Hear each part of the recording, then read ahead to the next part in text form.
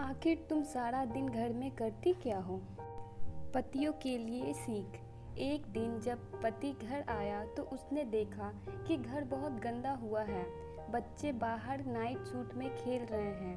बच्चों के खिलौने फैले हुए हैं। डाइनिंग टेबल पर खाना पड़ा हुआ है। कपड़े सोफा और कुर्सियों पर लटके हुए हैं।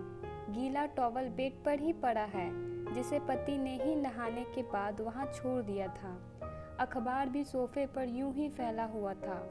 बच्चों ने जो खाना खाया था वह भी ऐसे ही पड़ा हुआ था। बिस्तर भी सेट नहीं किया हुआ था। रसोई घर में गया तो गंदे बर्तन से सिंक भरा हुआ था। खाना भी तैयार नहीं था। कुर्सियां भी जगह पर नहीं थी और बाथरूम तो बहुत ही गंदा था। यह सब देखकर पति घबरा गया। उसे लगा कि शायद पत्नी बहुत बीमार है। जब पत्नी के पास गया तो देखा कि पत्नी आराम से बैठकर किताब पढ़ रही है। यह देखकर पति को बहुत गुस्सा आया।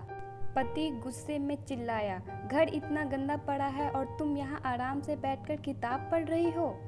पति को देखकर पत्नी मुस्कुराई और कहने लगी, आ गए आप, कैसा रहा आज का दिन? पति का गुस्सा और बढ़ गया। कहने लगा, मेरी छोड़ो, यह बताओ यह घर का हाल क्या बना रखा है?